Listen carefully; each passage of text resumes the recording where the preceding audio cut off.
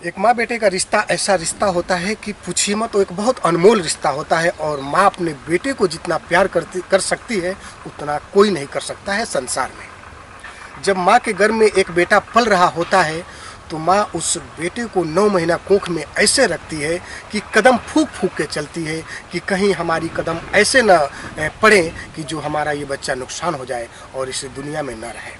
माँ और बेटे का ऐसा रिश्ता होता है। तो आज मैं बात करने वाला एक माँ विभा देवी 42 साल जिनकी उम्र रहती है। वो एक हरियाणा के हिसार जनपद में आर्यनगर में काम करती रहती हैं, यानी एक कॉटन मिल में।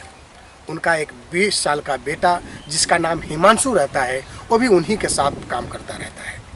बहुत खुशी से परिवार चलता है, बहुत खुशी से रहते हैं। वहाँ से कमाते हैं, कमाने के बाद आते हैं गांव में। गांव में आने के बाद अपनी सिस्टर की धूमधाम से शादी करते हैं। जो उनकी सिस्टर अपने यानी ससुराल चली जाती है और इसी तरह समय कटता रहता है। समय कब बदल जाता है ये कोई समझ नहीं पाता है। हिमांशु फिर अपने माँ को लेकर पहुँचता है, यानी उसी हरियाणा यानी हिसार जनपद आर्यनगर में, और फिर उसी तरह वो लोग काम करने लगते हैं। काम करते करते कुछ समय बीतता है। 20 साल का जो हिमांशु, कुछ पैसों की ज़रूरत पड़ती है और वो अपनी माँ से बार बार बोलता है कि माँ मुझे 5,000 रुपये की ज़रूरत है, मुझे तुम दे दो। मुझे 5,000 रुपये दे दोगी तो मैं कुछ काम करना है, काम करूँगा। माँ कहती है पैसा नहीं है। अचानक बेटे को गुस्सा आता है और वो हिमांशु अपने माँ का गला दबा देता है।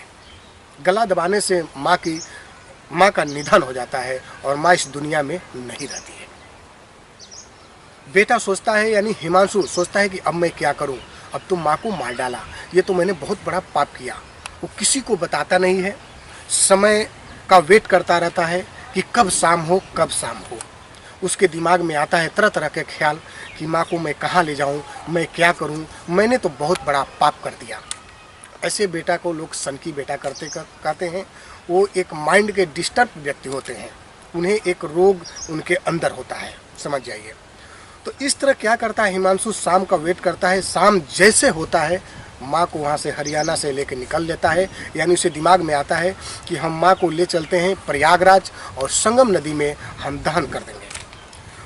तो जब हम वहाँ दहन कर देंगे हमें मोक्ष प्राप्त होगी, हमें कोई पाप नहीं लगेगा। धीरे धीरे जुगाड़ करता है कि मैं माँ को लेकर आखिर में जाऊँ तो जाऊँ कैसे।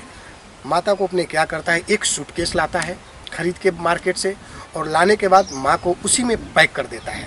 सूटकेस में पैक करके अब देखिए, यानी जो हरियाणा का रेलवे स्टेशन है वहाँ से वो दिल्ली से लेकर निकल पड़ता है और लेकर पहुँचता है सीधे यानी प्रयागराज। पुलिस की नज़र कहिए या उनकी आंखें कहिए इतनी बंद रहती है कि वो लोग नहीं समझ पाते हैं कि सूटकेस में है तो है क्या। बड़ी मतलब कहा जाता है कि किसी को न पता चलना और वहाँ से धीरे से निकल जाना और प्रयागराज पहुँच जाना। प्रयागराज आने के बाद हिमांशु कुछ दूरी पे संगम नदी रहती है, सोचता है कि मैं करूँ तो करूँ क्या। तो फिर वो एक ऑटो रिक्शा करता है।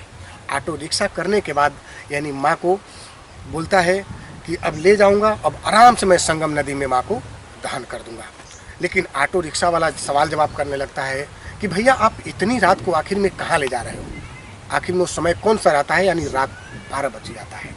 उसके दिमाग में चलता रहता है कि मैं रात को ले जाऊंगा तो कोई नहीं देखेगा, इसलिए ऑटो वाला रिक्शा चलाता रहता है, बैठाया रहता है, लेके चलता रहता है। लेकिन उससे बात पे बात, सवाल पे सवाल करता रहता है। आखिर में तुम 12 बजे रात को भाई कैसे नहाओगे, वहाँ पे कोई नहीं नहाता है।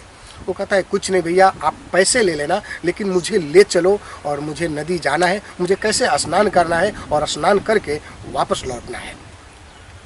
ऑटो रिक्शा वाला बोलता है कोई बात नहीं, चलो ठीक है भाई, मेरा तो काम है ले जाना। लेकिन वो भी डरते डरते कैसे संगम नदी लेकर पहुंचता है प्रयागराज और उसे उतार देता है।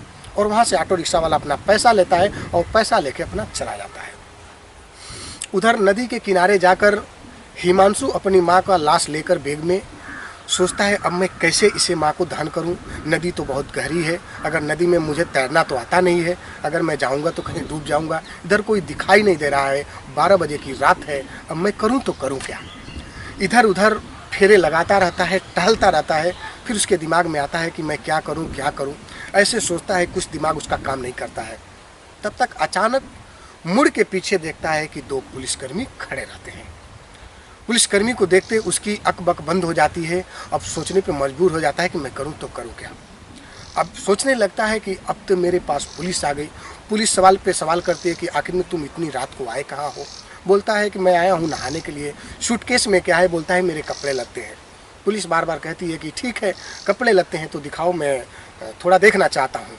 क्योंकि पुलिस को थोड़ा थोड़ा शक होने लगता है कि कुछ तो बात है, क्योंकि पुलिस को भी नहीं पता रहता है कि इस सूटकेस में क्या हो सकता है। लेकिन वो समय ऐसा रहता है, रात का 12 बजे का समय रहता है, इसलिए पुलिस को ऐसा लगता है कि कुछ तो इस सूटकेस में है।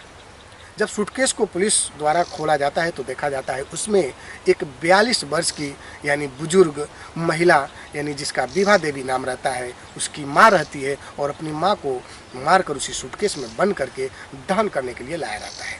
सारी आपबीती पुलिस वाले को बताता है कि ऐसी ऐसी बात है, मैंने माँ से पैसा मांगा, माँ ने पैसा नहीं दिया, मैंने गला दाब दिया और मार के लेकर यहाँ पे चला आया, क्योंकि मुझे डर लगता था कि मैंने बहुत बड़ा पाप किया है। अगर माँ को मैं इस संगम नदी में प्रयागराज में डाल देता हूँ तो मुझे किसी प्रकार का दिक्कत नहीं होगा और मैं एक पुण्य का काम करूँगा, क्योंकि सब लोग गंगा जी में ले जाके या नदी में ले जाके चिताओं को जलाते हैं और जलाने का काम करते हैं, उन्हें मोक्ष प्राप्ति होती है। तो यही सोचकर मैं यहाँ आया था। सारी आपबीती पुलिस को बताता है। प्रशासन अपना बेखुदी से छानबीन कर रही है। यहाँ से अपनी सारी बातें यानी हरियाणा पुलिस को बताती है और यहाँ से अपनी सारी बातें बिहार, उसका जहाँ घर रहता है, उसके पिताजी एक प्राइवेट नौकरी करते रहते हैं, एक जॉब करते रहते हैं, उनको बताते हैं। प्रशासन अपना छानबीन बेखुदी से कर रही है।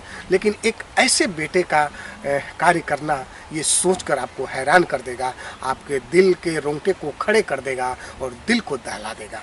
अगर भगवान दें तो ऐसा बच्चा किसी को न पैदा करें, न दें कि वो जीवन में इतना बड़ा कुर्फात करे।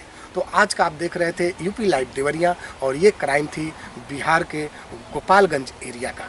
इसी के साथ नमस्कार दोस्तों, और फिर मिलेंगे हम नए न्यूज़ के साथ में। अगर ये हमारा स्टोरी आप लोग को अच्छा लगा है तो चैनल को लाइक, सब्सक्राइब, शेयर करें। और इसी तरह हम प्रतिदिन आप लोग को एक से एक स्टोरी लाते रहेंगे कि जो आप लोग के सामने मैं पेश करता रहूँगा। इसी के साथ नमस्कार, प्रणाम।